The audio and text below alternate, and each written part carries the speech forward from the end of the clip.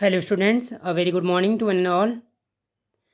We are going to start fourth segment, that is nothing but the refrigeration and air conditioning system.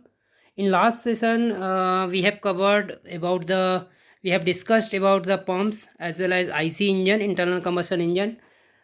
Pump में भी आपने दोनों type देखे हैं, that means centrifugal pump, reciprocating pump की working आपने देखी, ठीक है ना। डिफरेंट टाइप्स ऑफ पंप देखा, उनके एप्लीकेशंस देखें, दैट मीन्स सबमर्सिबल पंप क्या होता है, वेन पंप क्या होता है, गियर पंप क्या होता है, ठीक है। और उसके बाद आईसी इंजन में जो मेन क्लासिफिकेशन तो कई तरह से आपने किया, बट जो मेनली है वहाँ पे दो टाइप से जब क्लासीफाई करते हैं, एक आपका साइकिल के बिहाफ पे, that means 2 stroke cycle, 2 stroke engine है, 4 stroke engine, as well as the spark ignition engine and compressor ignition engine, that means SI और सीआई, जिसे हम लोग पेट्रोल और डीजल इंजन बोलते हैं। और बाद में हमने ये भी देखा कि आपका ऑटो साइकिल और डीजल साइकिल पे कैसे इफिशियंसी हम लोग फाइंड आउट करते हैं, वर्क डन कितना होता है, ये सारी चीज़ हमने डिस्कस की। Okay, now we are going through the fourth segment, that is the refrigeration. और बेसिकली आपका इंट्रोडक्शन पार्ट कवर करेंगे पहले, that means introduction about the refrigeration as well as the introduction of the air conditioning system, okay, in today's session. So first of all, introduction of refrigeration system. Refrigeration क्या है आपका? Refrigeration is defined as the science of providing and maintaining the temperature below that of surrounding atmosphere. That means atmosphere के अंदर जो भी temperature है, ठीक है ना, उसके अंतर्गत देखा जाए, उससे यदि कंपेयर करके देखा जाए तो हमेशा उससे आपका कम टेम्परेचर या उसको टेम्परेचर को मेंटेन करना या उससे कम टेम्परेचर लाना, वही आपका इसके पीछे जो फिनोमेना वर्क करता है, जो साइंस इसके पीछे आपका वर्क करती है, वही क्या होता है, आपका रेफ्रिजरेशन कहलाता है। Okay, for this to be achieved, heat has to be removed from the source at a lower temperature and rejected to the atmosphere at a higher temperature. इसके लिए यदि हमें आपको लोअर टेम्परेचर यदि आपको गेन करना है, ऑप्ट करना है, तो क्या करना पड़ता है, दैट मीन्स हीट आपको रिमूव करना पड़ता है सोर्स से। कहाँ पर? जो कि आपका सोर्स क्या है, आपका दैट मीन्स कोई रूम है या कोई रेफ्रिजरेशन यूनिट है, ठीक है, जो कि ऑलरेडी हो सकता है लोअर यूनिट में हो सकता है लोअर टेम्परेचर हो। इवनली आपको क्या करना पड़ता है, उसको हाई टेम्परेचर में आपको सेंड करना पड़ता है हीट के लिए।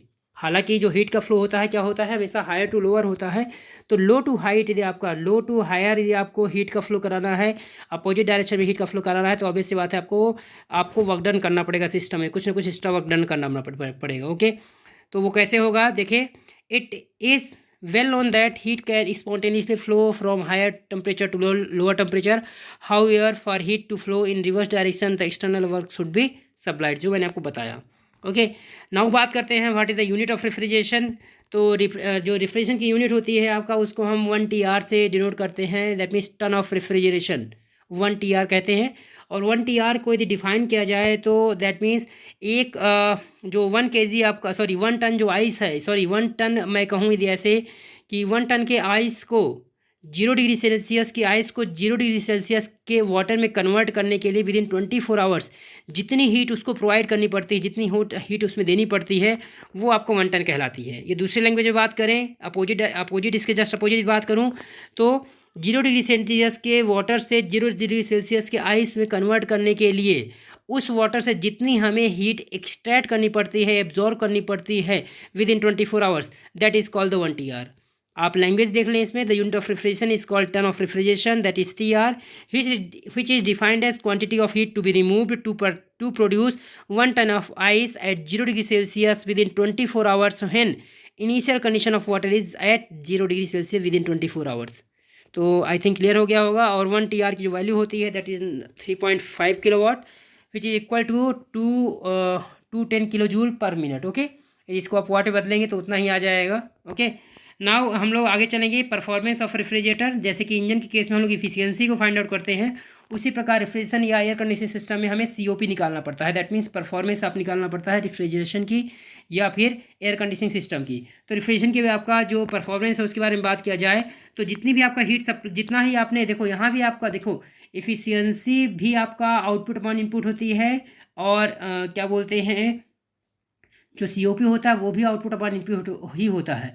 आउटपुट क्या है, दैट मीन्स आपने हीट यहाँ से किसी भी सोर्स से निकाल दिया, किसी सोर्स से बाहर जितनी हीट आप इजेक्ट कर दिए, दैट इज़ द आउटपुट। और उसके लिए कितना आपको वर्क डन करना पड़ा, that is the input. Okay, so the ratio of the heat removed to the work done, that is called the performance of refrigerator. वही यहाँ पे दिया हुआ है आपको, मैंने इजी लैंग्वेज बताया। देखिए यहाँ पे when a refrigerator is removing Q1 amount of heat consuming W amount of work, then the performance of refrigerator is determined by the ratio Q1 by W, and this ratio is called the coefficient of performance.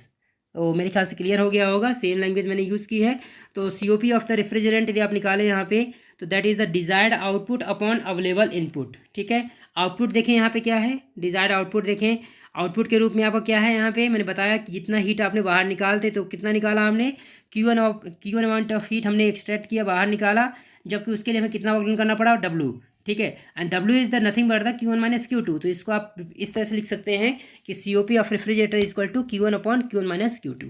Okay, now हम बात करेंगे कि efficiency को यदि compare किया जाए किससे, आपका COP से, क्योंकि दोनों ही केस में आपका आउटपुट अपॉन इनपुट ही होता है, बट जो इफिशियंसी होती है वो हमेशा क्या होती है, लेस देन 1 आती है, यानी कि हमेशा 100% से कम रहती है। ठीक है, क्यों, क्योंकि हमेशा कुछ ना कुछ आपको पावर लॉस होता है। दैट मीन्स फॉर एग्जांपल यदि हम इंजन का केस लेते हैं, तो आपको जो भी आपका जो इंडिकेटेड पावर है, जो इनसाइड द सिलेंडर जो पावर जनरेट हो रही है, और जो ब्रेक पावर है, दैट मीन्स जो आउटपुट साइड में जो पावर जा रही है, उसमें कुछ ना कुछ आपका लॉसेज हो जाते हैं बीच में। ठीक है, क्योंकि आपका हर एक कंपोनेंट्स के बीच में रिलेटिव मोशन हो रहा है, फ्रिक्शन हो रहा है, फ्रिक्शन के चलते हीट लॉस हो रही है, एनर्जी का लॉस होता है, तो कहीं ना कहीं आपका आउटपुट कम रहता है इनपुट से। ओके, तो इस कारण से इफिशियंसी कम रहती है। जबकि COP के केस में क्या होता है, वहाँ पे इनपुट क्या है आपका, input is nothing but the work done. तो वर्क डन खुद ही इनपुट है, तो क्या करेगा, वो तो हेल्प कर रहा है। ठीक है, एनर्जी को आपको वहाँ पे एक्सट्रैक्ट करने में, तो वही लैंग्वेज यहाँ पे है। देखिए यहाँ पे ध्यान से, efficiency is always less than 1।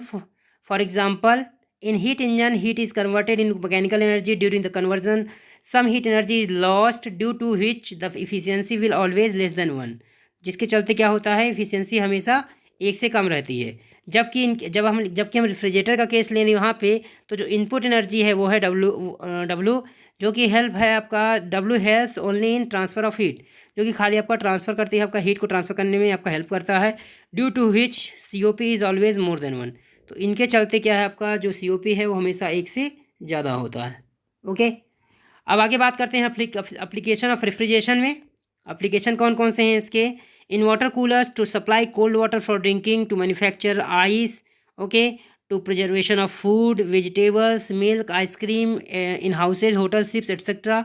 Okay, for preservation of perishable items, that means जो भी आपका चिकन, मटन, ओके, फिश वगैरह है, उनको प्रिजर्व करने के लिए हम लोग यूज़ करते हैं। ओके, नेक्स्ट आता है आपका यहाँ पे preservation of medicines, blood, tissues etcetera in hospitals, तो वहाँ पे भी हमें यूज़ करते हैं। Preservation of dead bodies in hospital, dead body में आपका जो हॉस्पिटल में जो डेड बॉडी हैं उनको प्रिजर्व करने के लिए हम लोग क्या करते हैं, यहाँ पे रेफ्रिजरेशन यूनिट का यूज़ करते हैं। Different types of industrial application, इसके अलावा कई सारे आपका इंडस्ट्री में एप्लीकेशन हैं जहाँ पे हम इसका यूज़ करते हैं। ओके, तो यहाँ तक मेरे ख्याल से क्लियर हो गया होगा। नेक्स्ट बात करते हैं कि जो मेन यहाँ पे रोल प्ले कर रहा है वो कौन प्ले कर रहा है, आपका रेफ्रिजरेंट, क्योंकि वही है आपका जो आपका मेनली हीट को एक्सट्रैक्ट करता है, उसको सराउंडिंग में भेजता है। तो रेफ्रिजरेंट क्या है, इसके कितने टाइप्स होते हैं। ओके, तो रेफ्रिजरेंट देखें, refrigerant is a working fluid in refrigerator, ये क्या है आपका, यही एक वर्किंग फ्लूइड है। It is capable of absorbing heat, इसकी कैरेक्टरिस्टिक है, इसकी प्रॉपर्टी होती है कि ये क्या करता है, ये कैपेबल है, ये इसके अंदर ये मतलब कि ये हीट को एब्जॉर्ब करता है आपका लोअर टेम्परेचर से, और इसको क्या करता है, आपका हीट को हायर टेम्परेचर में रिजेक्ट करता है। तो in the form of sensible heat, या फिर आपका लेटेंट हीट, या फिर दोनों, दैट मीन गुप्त ऊष्मा के उसमें, विशिष्ट ऊष्मा के तौर पे, या फिर दोनों के केस में। Okay, now next term is the desirable properties of refrigerant. जब कोई हम रेफ्रिजरेंट यूज़ करते हैं तो उसमें क्या क्या कौन कौन सी प्रॉपर्टीज़ होनी चाहिए, तो देखिए यहाँ पे first of all low boiling point, low freezing point, high latent heat of evaporation. मतलब कि क्या होना चाहिए, आपका बॉइलिंग पॉइंट कम होना चाहिए, फ्रीजिंग पॉइंट कम होना चाहिए, बट जो लेटेंट हीट ऑफ वेपराइजेशन है वो काफ़ी ज़्यादा होना चाहिए ताकि इसको इजीली वेपराइज कर सके।